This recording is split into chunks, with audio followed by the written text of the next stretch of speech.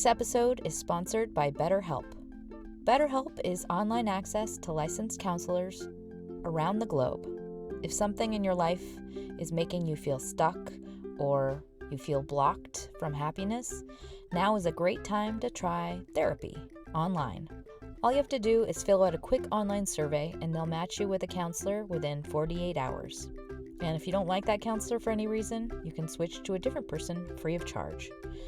To try BetterHelp and also really help out this show, head to trybetterhelp.com/helpmebeme for 10% off your first month of therapy. Thanks! Help Me Be Me is self-help for people who hate self-help, hosted by me, Sarah May. What I talk about on this show is my personal opinion, and it's not a substitute for professional help. I'm not a licensed therapist, and this is based on the tools I use in my own life. Take what helps and leave the rest. If you're really suffering, call 911 or your local emergency services.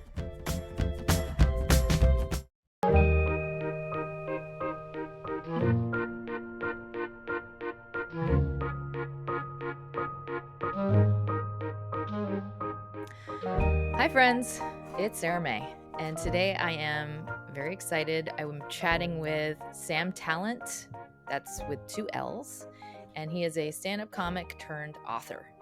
So we're going to be chatting about creativity and being able to create something from nothing, as well as what he has learned from a career on the road as a stand-up comic and his roots in improv. And Sam has written an amazing new novel. It's called Running the Light. It's available at amzn.to and on Amazon. So first of all, nice to meet you. Sarah, lovely to be here. Sarah May. Let's go with Sarah May. I prefer that. Uh-huh. It's just a better name to go with. It's more syllables. I will say, please just buy the book off samtalent.com. Amazon has Yes. enough money, so come to me direct. I'll give you that good stuff that you want. I apologize. Our copy is from Amazon, That's fine. but it was worth it just for the forward. I mean, there's a whole letter to shitting on Amazon's how it works to build an ebook, which I've done Oh, myself and I okay. can attest it's So you pretty got that terrible. ebook. Did you get the one that was very poorly formatted by the people in Kuala Lumpur, or did you get one that was readable? I believe it was the poorly formatted version. Okay, that's been I revised. That's changed it's now. it's pretty legible, but I appreciated just the humor of the letter to Jeff Bezos. Well, So thank you. Yeah, if you want the ebook, go to Amazon because I'm not going to send you PDFs. I'm over that. I don't want to do that anymore. Just get the ebook. I also love the cover, by the way. I think you said you had a friend design it.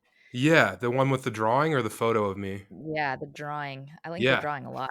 thank you. Yeah, that's my buddy Richard, who I've known since he was in diapers, and he's a painter now. And somehow he produced that, and I'm grateful for him. Richard Ingersoll, Grave Daisy on Instagram. Grave Daisy on Instagram. It kind of reminds me of, is it Ralph Steadman who Yeah, played? yeah, he hates when people say Oh, that. shit. No, Sorry. no, no, don't apologize. I love it because I mean, Ralph Steadman rules, of course. And when I'm Yeah. like, well, it's the same way when people say they like my book because it reminds them of Bukowski, where I get kind of fired up. And I it don't just, see that at all, but no, yeah, ma'am, okay. no, you don't, because you've read more than one book by Bukowski. That's the issue, is that people want to give you a compliment and they think that as an author and a reader that I'm going to be like, oh, Bukowski, thank you very much. But I think I'm very, very far removed from Bukowski. Yeah. You're writing, the closest thing I can compare it to is I should have looked his name up before bringing this up, but is it Noah Hawley? The guy who wrote Before the Fall? He Oh, also wrote I'm not Fargo. familiar. He wrote the Oh, Fargo really? series. But that's the closest thing I can relate it to. Sarah And May, you're blowing my nose wide open. I love Fargo. I just finished all of Fargo yesterday, and yeah, I'm it's enamored with it. phenomenal. So thank you. Yeah, well, he's the closest thing I could relate you to. But your book is a totally different breed. I feel like it's a new genre. That's what I was telling my husband. Because it's like, it's got all of the joy and laughter of watching stand-up comedy. Like those bits are equally enjoyable to watching stand-up. And then it's also got like beautiful prose that's like so just eloquent, and it feels like I'm a smart person reading it. So it's got both of those things. And also the actual scenarios and the scenes are so memorable and entertaining. Like the material itself is so meaty that recommend this book just based on, like, good fiction. Like, if you're looking for something that'll just, like, take you suck you in and entertain the shit out of you, I highly recommend this book. Well, that's Um so kind. I really appreciate that. I was really concerned with like, because I love to read and I love like all the pretentious, like the good books you're supposed to read, the literature, Mhm. and I wanted it to be filled with prose and I wanted it to really, you know, be poetic on the page and stuff. But I didn't want to seem pretentious or up my own ass or get lost in the sentences. So like, you know, there's fist fights in there and there's three ways and there's like there like you said, there's set pieces that are fun to read and you know, thank you. I hope it is entertaining as well as like, you know, Yeah. makes you feel smart. Yeah, totally. I mean, it's got the best of all worlds. Um, and it's just like a cool insight into this life, you know? And I know that's partly based on your own life because you have been on the road a lot. So for me, it was like also cool to just learn about what it feels like to be a comic that's like going from shitty hotel to tent by the road to back of a car type of thing. Yeah.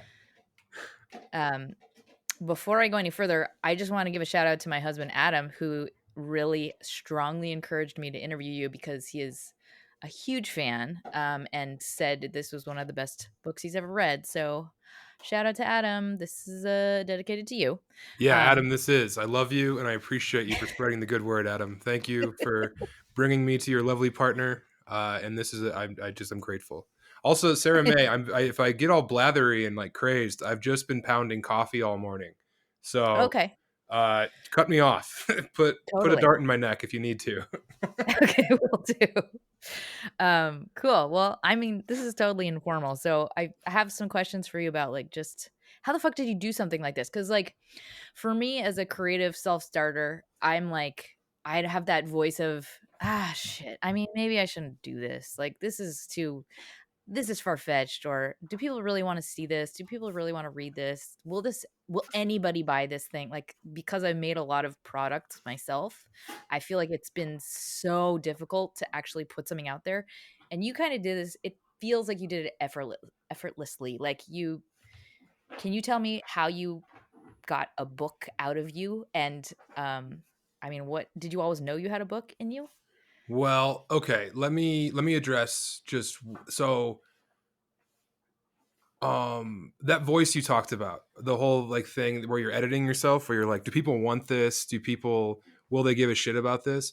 I think that's the enemy to art. And like you just being in your room and painting or writing, it should be the reward. Obviously, that sounds like naive and far fetched, but like the reward of doing the thing, of making the sculpture, of crocheting the koozie, that should be the reward in itself. So like then further on, monetizing that thing you did is icing on the cake. I think because I for Mhm. sure was very concerned that people would not buy the book once I put it out, but I knew that the thing that I was selling, this book, I knew it to be very good.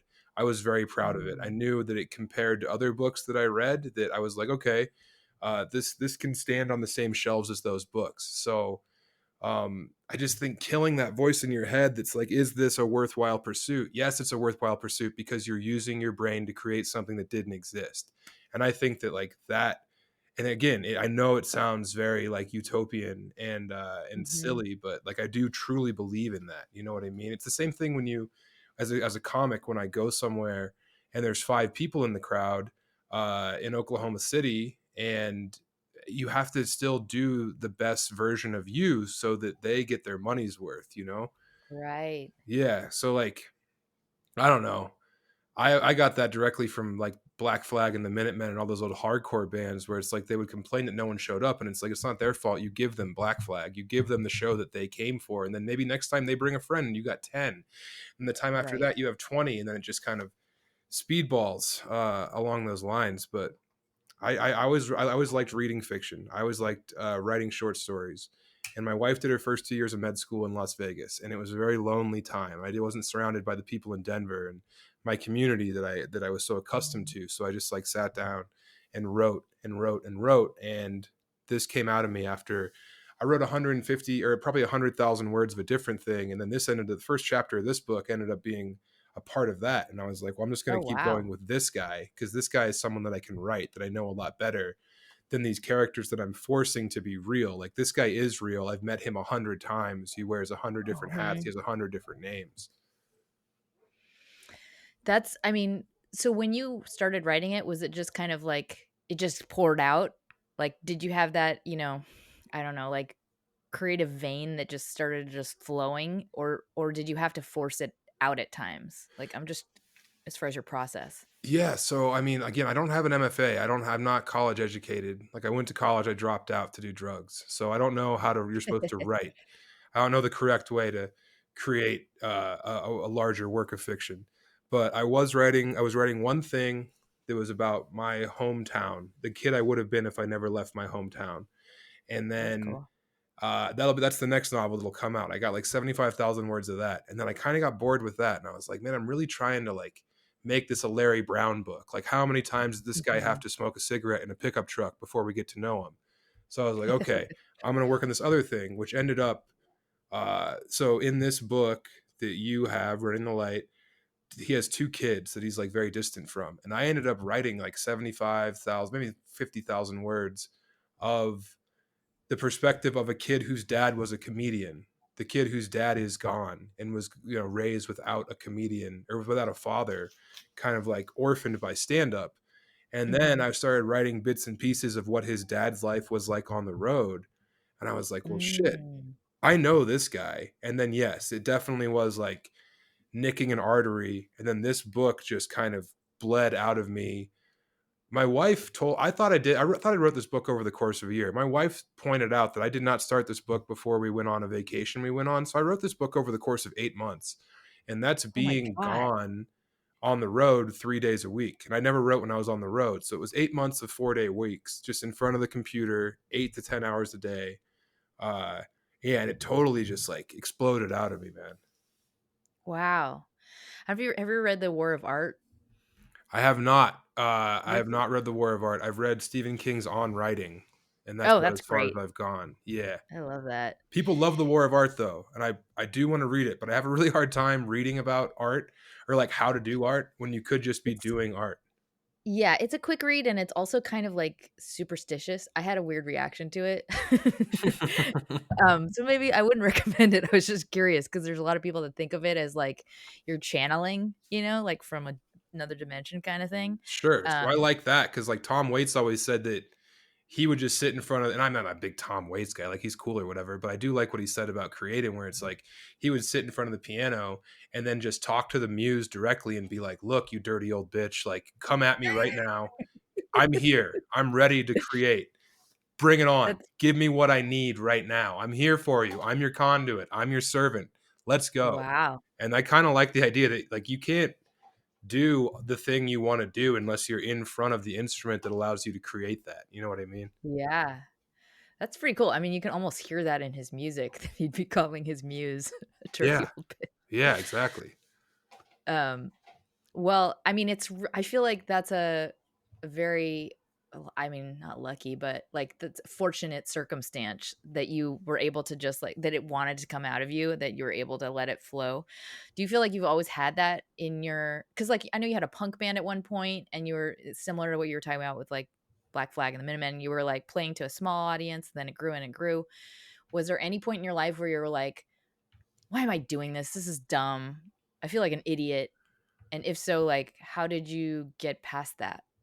Well, I never had to get past it because I never had that. I was I always believed very much that what I was doing was very important to me, and I Mm. also like there's definitely times where you second guess where you're sleeping in a van with six other men and you have $15 and you all got diarrhea from eating blueberries on the side of the road because you didn't know that if you ate too many, you get poisoned, and you're literally like taking turns going outside and you can't afford toilet paper. So you're using like old Mad magazines. And there's times like that Mhm. where you're like, shit, if I just would have stayed in college, I could probably be making like 35 grand right now, probably have a girlfriend and like a fixed address. And then you wake up the next day and it's 6 a.m., sure, and you passed around a jug of wine all night and you wake up with this searing hangover, but you do get to see the sunrise over the Snake River in Idaho. you do Mhm. get to smoke weed in the graveyard in Savannah where they won't allow Civil War soldiers to be buried. Like, there's so many rewarding parts of being an artist in the act of being art that are like romantic and Mhm. important to me, that when I would compare myself to my friends who bought a house when they were 25 and started having kids when they were in their 30s, I was like,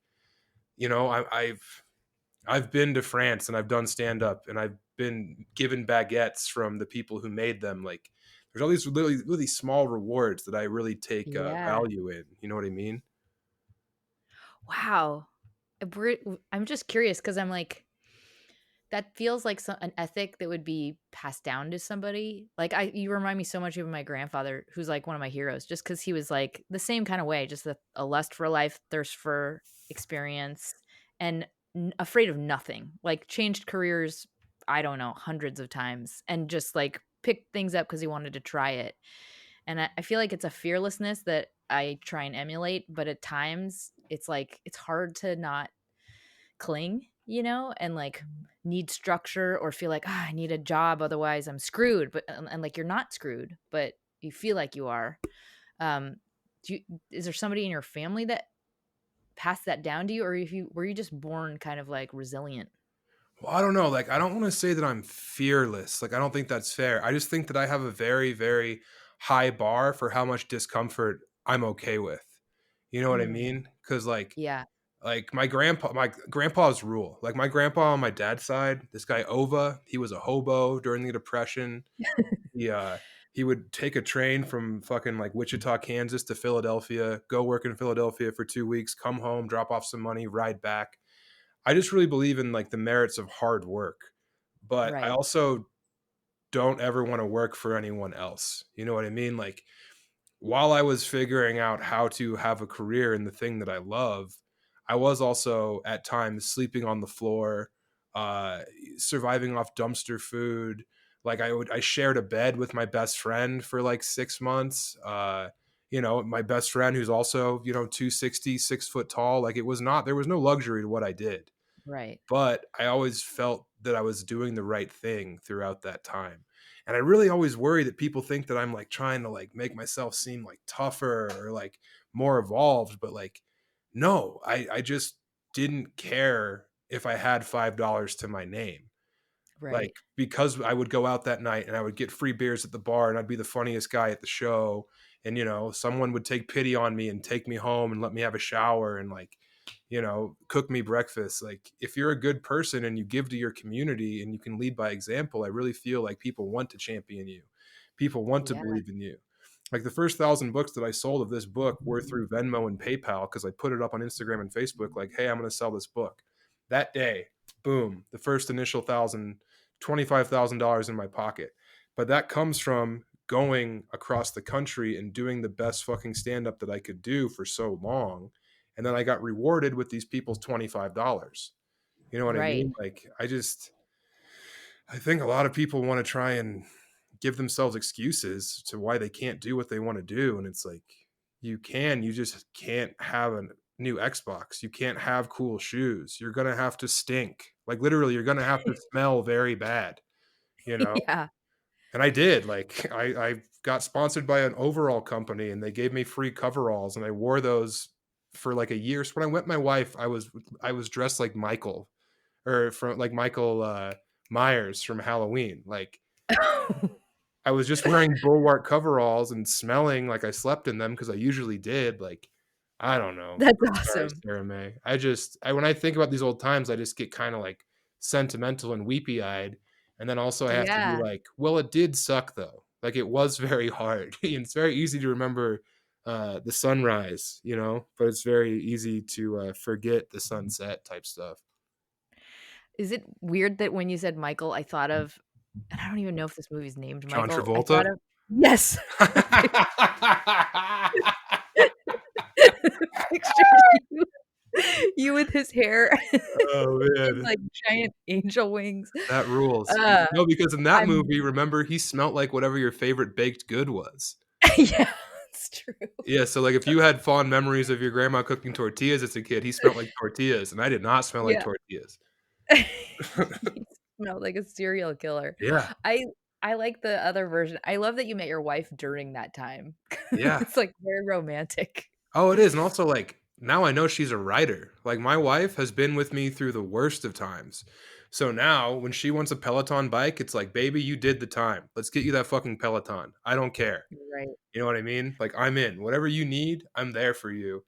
And, yeah, man. And also, like, I really love love. Like, I think love is the Mhm. catalyst for everything good in the world, so I've fallen in Oh, love man. 1,000 times, and I loved it. I never regret one of them, you know?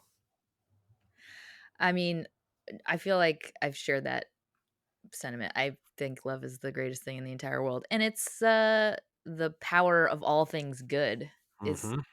exactly from the heart. When, because you said, well, you feel like your spirit or soul or your personality is like it's so telegraphic, like everything you've said about yourself comes through and just how you talk to people and every in like really small ways, it's like very clear who you are. Well, thank you. That's a And I very feel like, high compliment. yeah, well, I mean, I like didn't have to read much of you or your posts or anything to be like, oh, this is a good dude, this guy's different. Do you feel like, um I feel like most stand-up comics are not that way, and I'm just curious what how you manage to not come out the other side of stand-up comedy being depressed and, like, self-loathing and, um, Billy Ray Schaefer, for lack of a better Sure. term. Well, so let me try and answer that as a two-pronged answer. I think that a lot of stand-ups are very afraid to be sincere. And I'm a very Yeah. earnest and sincere person. And I'm not posting funny TikToks. I never tweeted. I think Twitter's fucking poison and I hated it. Like a lot of stand-ups that I think they come off gross and so thirsty because they're constantly posting content that's like mid-level or not that good. And I Mm, never really felt the impetus to do that because I know, and this is going to sound like I'm patting myself on the back, but sister, I am. I know that if you put me on a show, I am going to fucking kill. Like I never needed more approval because I know that I was very good at stand up. Like actually the mhm, actual job of doing 45 minutes to an hour of standing up comedy, I knew that I had that in me. So I think it just comes from like me being so uh I don't know, self-assured, that like I know that I'm good at this thing. And then I don't need to be an asshole, like I have nothing to mhm. prove. I That have a chip on my shoulder, but I also like I love comedy. I love comedians. If I hosted two open mics in Denver where 50% of the comics in Denver started doing stand up and I was there for them. I was like, look, this is really hard and it's going to be scary, but like this is also very exciting. So I just think that so many comedians are like gross and they're obsessed with their follows and they're obsessed with their engagements, dude.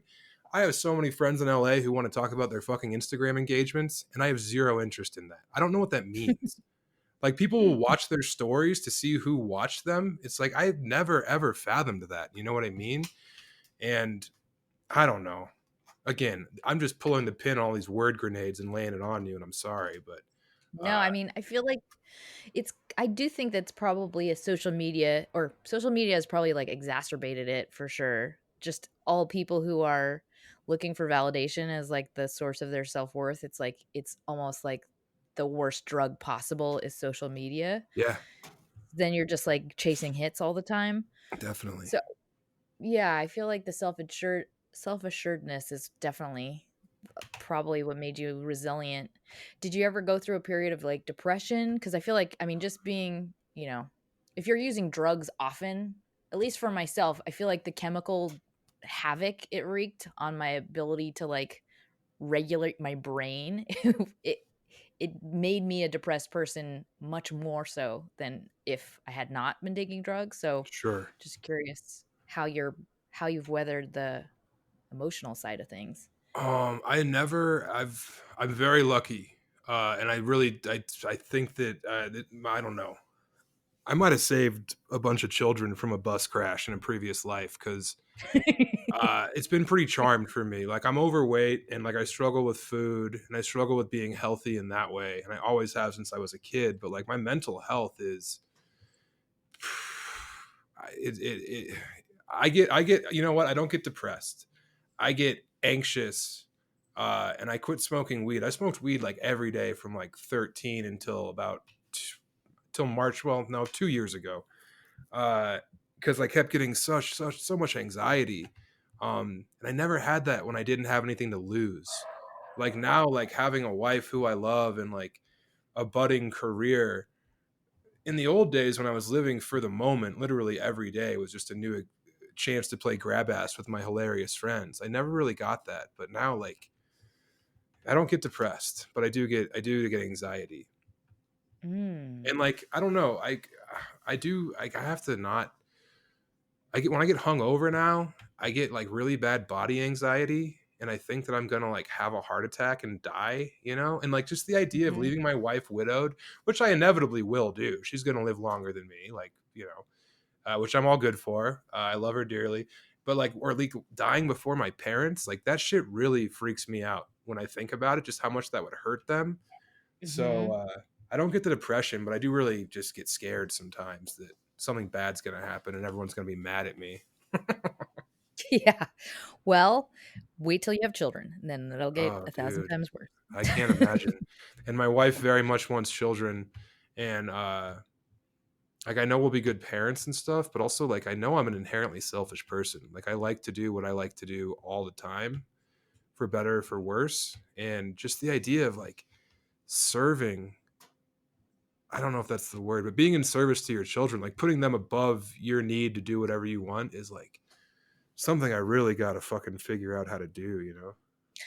I know this sounds flip, but, like, I wouldn't worry about it because I feel the same exact way, and I was, like, super anti-kid because 'cause I'm like, "I'm gonna ruin these people," and I didn't want to have me. Like, I was a terrible nightmare of a teenager, and I'm like, Yeah. "This is gonna destroy me to be raising myself." And when they come out, you're like, "Oh my god!" Like, it's like a different it's like a video game and you get to the bonus level and you're like, "This is so much better than I could have ever imagined." No one could translate it to you. It's like it's like a drug you haven't tried yet, so it's different. It's not, like, applicable. It's not like a dog, it's not like anything else.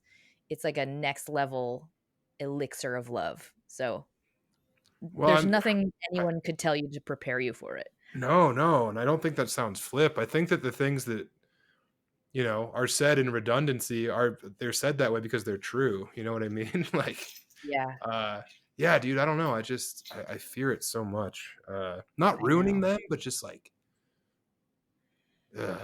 But a lot of I smart people that I've talked to are like, you should have kids. You'd be a good parent. You'll have good offspring. And I know my wife will rock and roll as a mom, and I'll be a great dad. I had great parents, and it's gonna happen. I This is me coming to terms yeah. with the fact that it's going to happen. You know, I think you're gonna love the shit out of it. I think you're gonna be like, "This is the best thing I ever did, and I've done a lot of great things." And I'm not just certainly saying hope that. so. I don't think that I'll like hate them, but there are gonna be times where I have to be up at 6 a.m. and just be furious.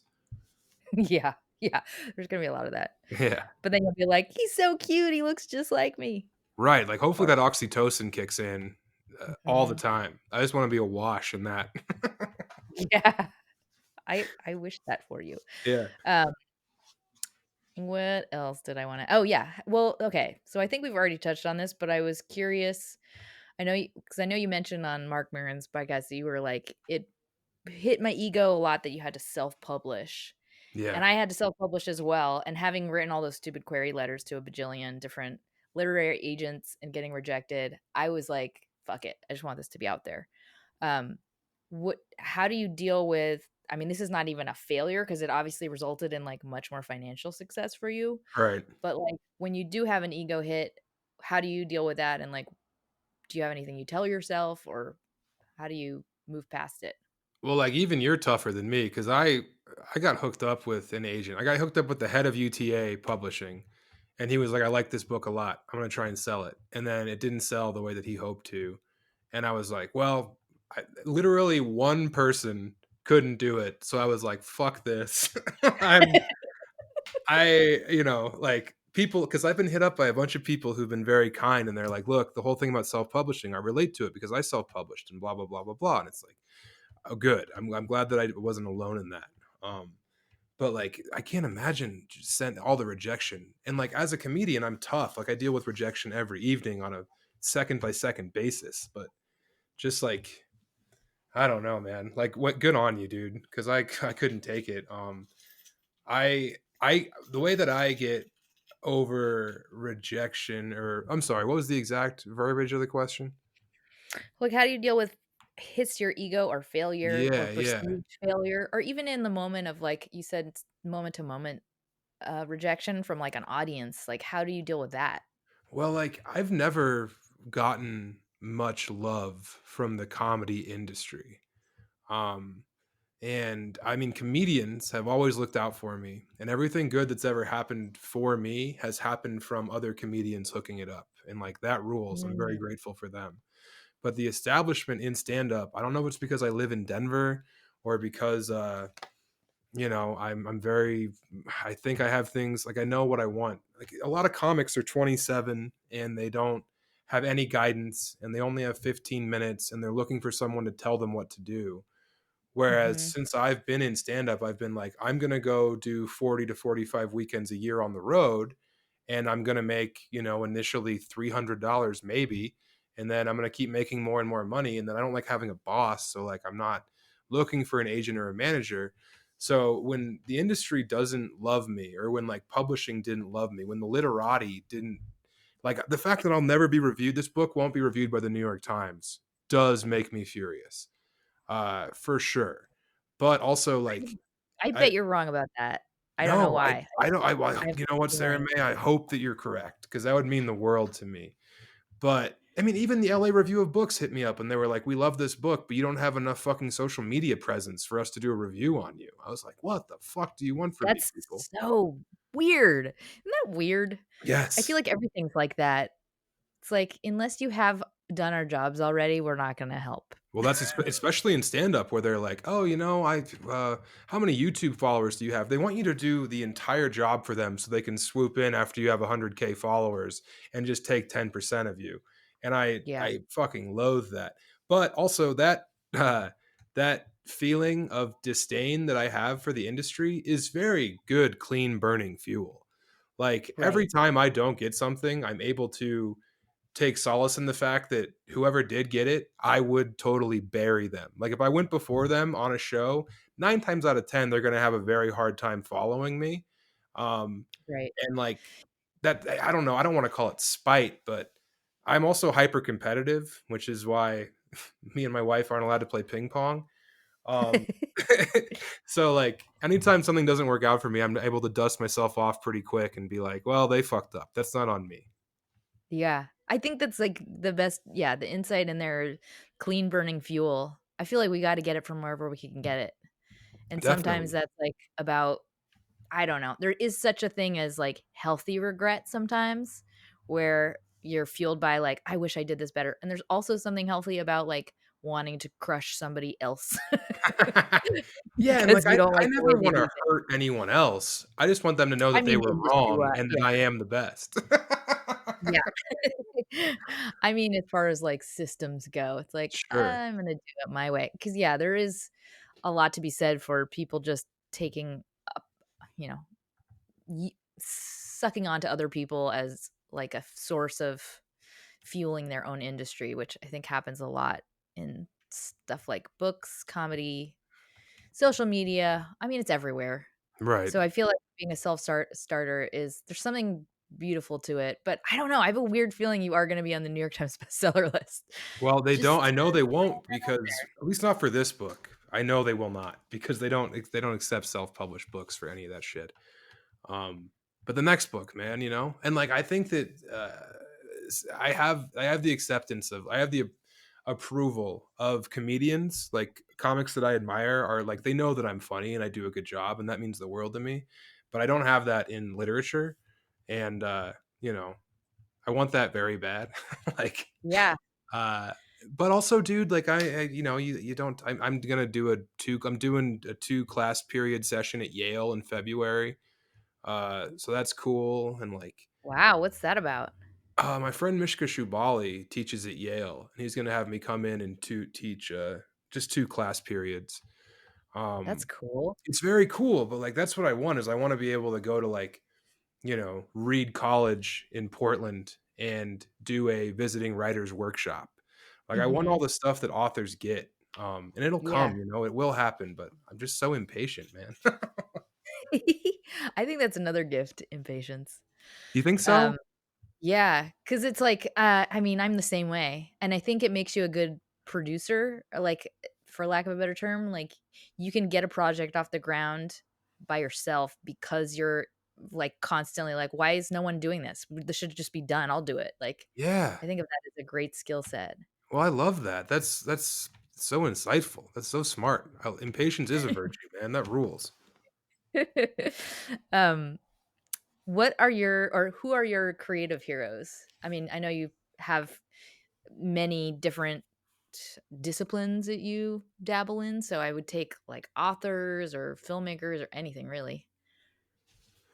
Uh, you know, I love so when I was a kid, I never really like loved stand up. I always liked funny people in movies.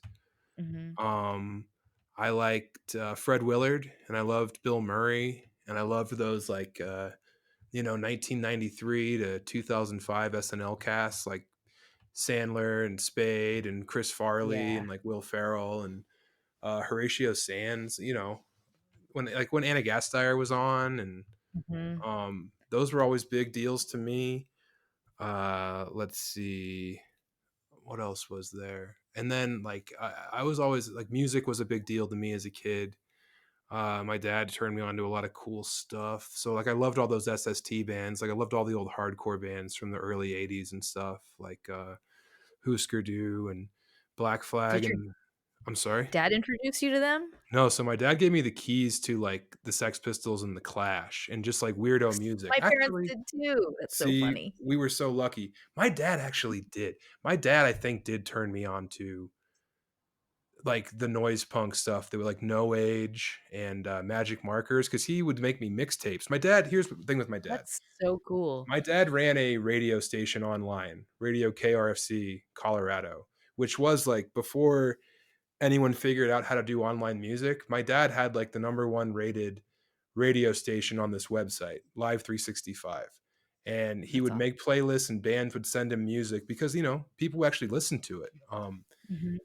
And he also got Spin Magazine. So between my dad receiving a bunch of cool Love that music from magazine. weirdo bands, like the Black Lips sent my dad music, and like I That's said, awesome. No Age, and a bunch of great like country west, like Drive By Truckers sent my dad music, like their very early stuff. And he That's would awesome. compile all his favorite stuff and give it to me in mixtapes. So like that ruled. And then also Spin Magazine, Rolling Stone, Maximum Rock and Roll, those were in the house. So I remember when I found out about like Lightning Bolt was on the cover of Spin Magazine and they just looked like aliens. And it's like that, back in the day when you would hear like people in the US see the Sex Pistols in a magazine, or in the UK they would see the Ramones in a magazine and not know what the music sounded like. Mhm. And you would have to like just have an idea of it. So like, just I'm sorry, I'm getting all worked up about my dad. He rocks. And he sent me a hilarious text message today because he raised hell in a Foot Locker because his shoes didn't fit that I got him for Christmas. So yeah, he rules. And then like my mom was there, but just like those early like comedy and music were so important. And then my dad would feed me books. He'd be like, "You should read Geek Love, or you should read Father and Son by Larry Brown." So just everything that I know about that's cool, I got from him.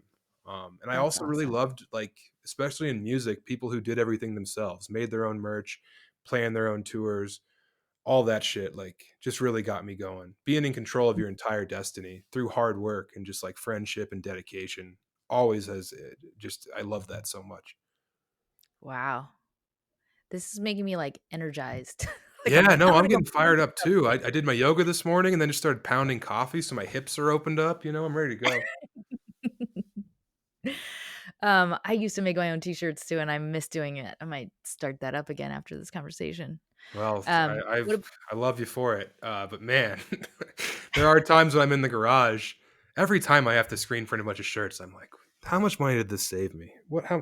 Fucking Yeah, it's like 75 cents a shirt?" $12. Yeah. Yeah, Um, what about books? Like, any recommended must reads? must Selfishly read asking this. for like personalized for you or like just in general. I think in general, like, I'm always looking for, like, the best book you've never read. Okay. All right.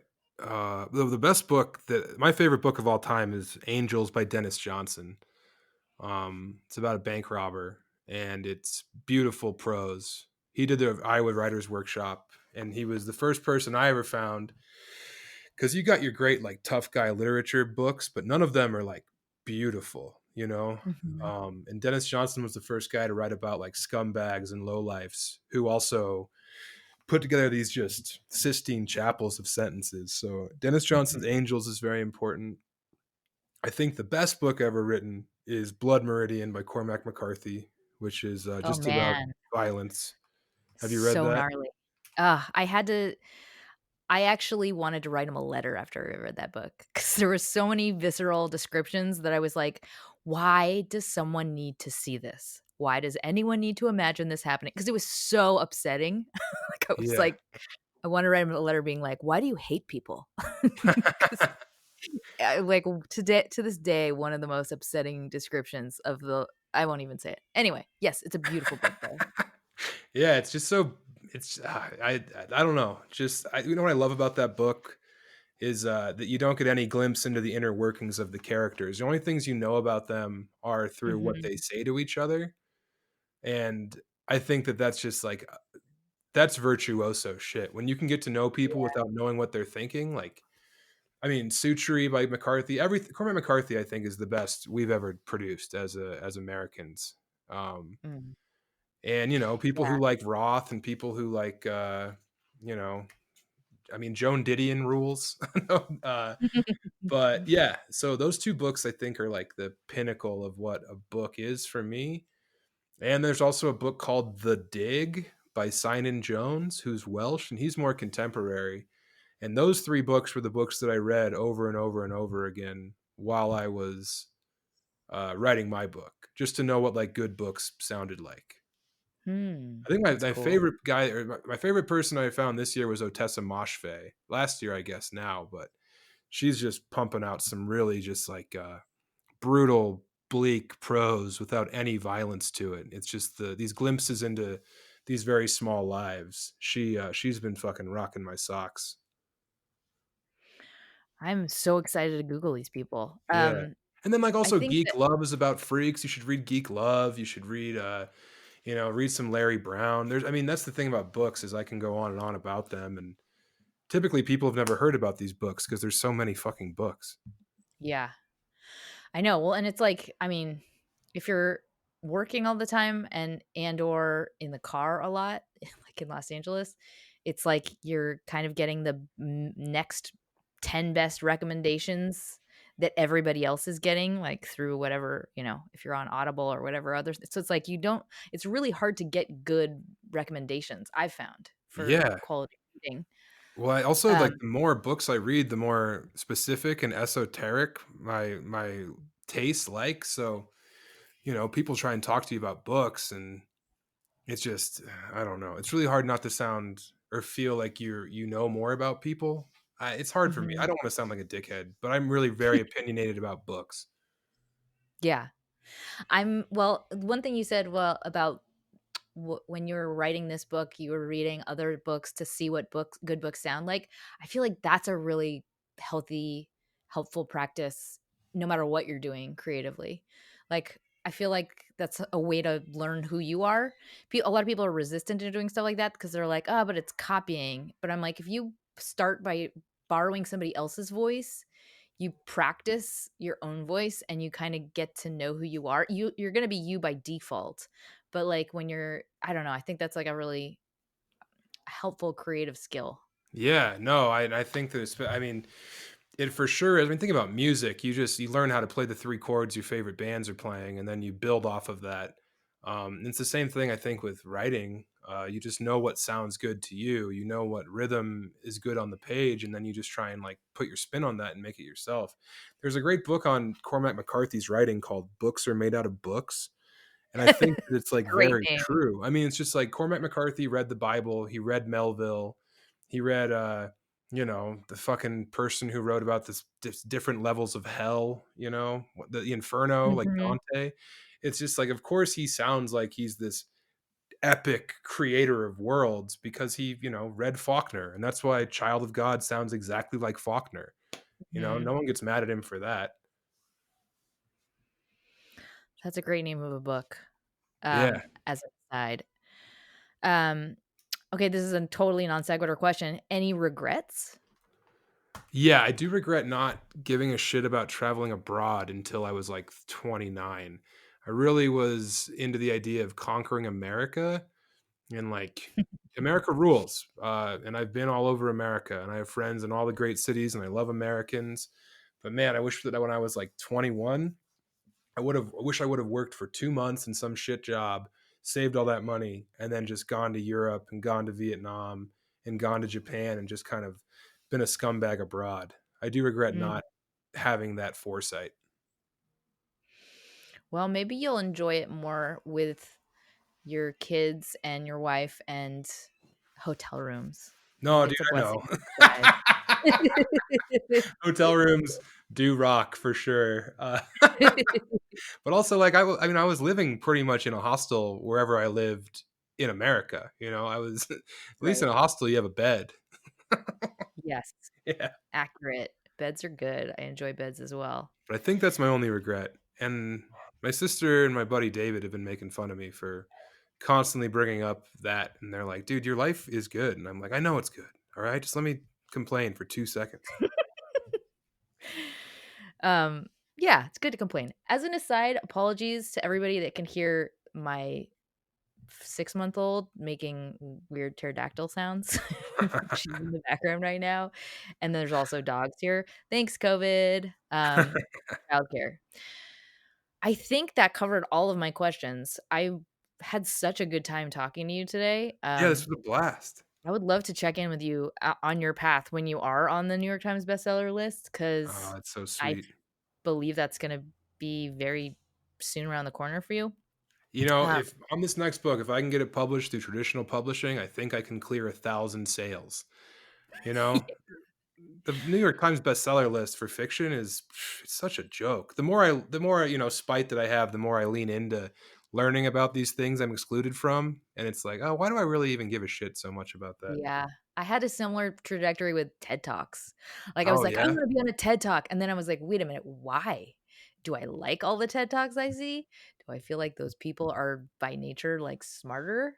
It's yeah, just like it's one of those badges I think people chase. for sure. I mean, as a comic, I'm just so credit obsessed. Having that logo of Comedy Central Yeah, or whatever it may be on your flyer meant so much to me for so long that now I just think the same way in all artistic pursuits. yeah. Sarah May, here's a fun thing. So I just got a message from this guy. I fucking sent him a book to Mexico and it cost me $30. Like I lost money to send him this book. And he says, "Oh, I received your book today and I was disappointed that it was sent in an unlined plain paper mailer. Now the bottom of the book is dinged." Man, I have to do some push-ups after this. Dinged? You know how many of these I've sent? I'm Ugh.